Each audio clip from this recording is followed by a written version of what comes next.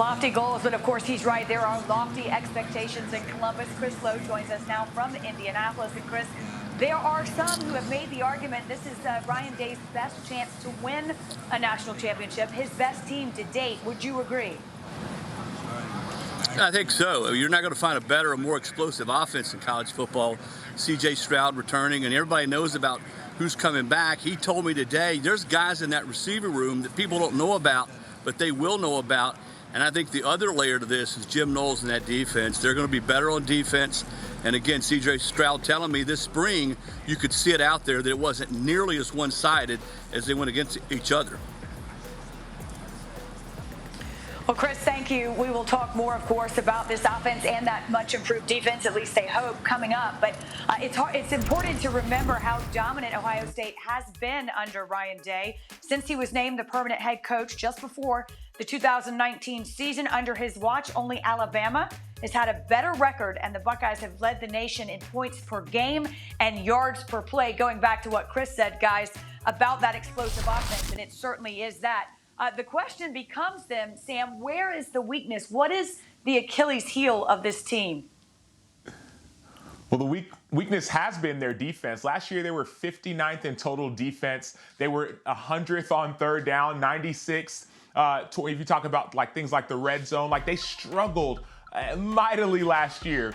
And so when I think about the weakness, I say defense, but now that weakness could become a strength. Jim Knowles, coming from Oklahoma State, is now going to be the new defensive coordinator. This all you see on film is people running right through. It reminds me of when I was in college. We had a coach, Will Muschamp. He said, "You guys are like water. You take the easiest route." Last year, this defense was like water. They took the easiest route. They're not going to be like that this year because of Jim Knowles and his dominant defensive structure, defensive mindset, and these young players returning.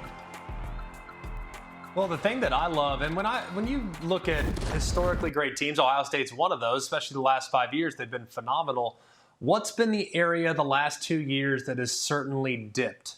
You look at a team in 16, 17, 18, and 19 that ranked in the top 10 in sacks defensively. They led the country in 2019.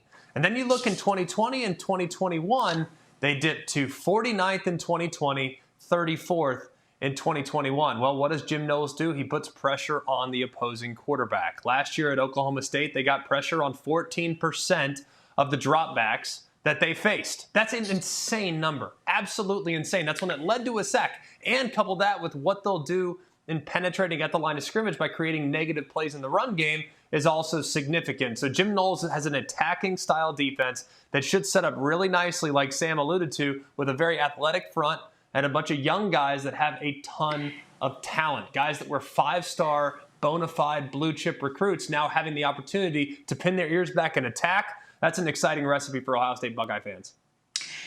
Yeah, Knowles' unit last season was tied with Alabama for most sacks in the FBS. And to your point, Greg, he'll have the horses and the talent to do that and perhaps then some for Ohio State. On the offensive side, C.J. Stroud, back for the Buckeyes. His first year as Ohio State starter was a good one. He led the FBS in total QBR and ended up in New York as a Heisman finalist. He was also named the Big Ten Conference's Offensive Player of the Year, Quarterback of the Year, and Freshman of the Year. Here's his star receiver with Jen Latta. You are projected to be one of the best wide receivers in college football this year. With that comes a lot of pressure, a lot of expectations. How do you manage that and make sure you don't play outside of yourself this season? Oh, like you said, I just got to, sit down, be true to myself, and it's not all about me. It's about the team and our one goal. And I feel like if I just focus on that and focus on, getting to Week 15 in SoFi Stadium, then things will play out how they play out. When you look at film from last year, is there something specifically you wanted to improve on this season? Yeah, I feel like I can just make more plays. I feel like I'll be bigger, faster, stronger, and just ready to accept all challenges. Guys, let me put it like this. Greg, does Ohio State have the best quarterback, running back, wide receiver trio in the country? As of known commodities right this instant, without question. You look at what C.J. Stroud did last year. He led the country in total QBR. That's ahead of Bryce Young, who ended up taking home the Heisman Trophy. He's ready and poised, I think, in second year as a starter to take the next step. Jackson Smith-Njigba leads the country based on returning receiver productivity, nobody had more yards per game than Jackson Smith-Njigba. He had almost 124 yards per game. And then you look at what they bring back at running back as well with Henderson. He has so much speed, so much explosiveness, so much ability now. And with the threat of the passing game and all the weapons on the outside, you still got to account for the run game as well. That's a recipe for big numbers for all three parties. And I think right now, the only one within striking distance, Sam, would be Alabama. And their receiver depth is a little bit of an unknown. Well, I'll say check this out. So Ohio State is returning their best receiver.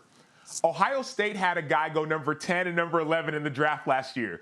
Those two sentences should not be in the same conversation. Jackson Smith-Njigba led Ohio State. He set records for Ohio State in receiving yards and touchdowns. He's their best receiver. So that, check. Right, quarterback, C.J. Stroud. We talked about all of his accolades. Check. And people leave this out. C.J. Stroud got taken out at halftime or in the third quarter of a lot of games that they were blowing out other teams. But then I think the missing piece is Travion Henderson. We're not talking about him enough. As a freshman, he had 1,248 yards and 15 touchdowns. As a freshman, his first touch in college football last year, 10 yards. His second touch, 70-yard touchdown. So Travion Henderson at running back. And then you got C.J. Stroud at quarterback, going to be a top pick. Jackson Smith-Njigba projected to be a top pick. This is hands down the best trio in college football. Now, there could be some changes, right? You get a quarterback at Texas. What happens there? We'll see what happens with the receiver and running back. But as of now, it is Ohio State hands down.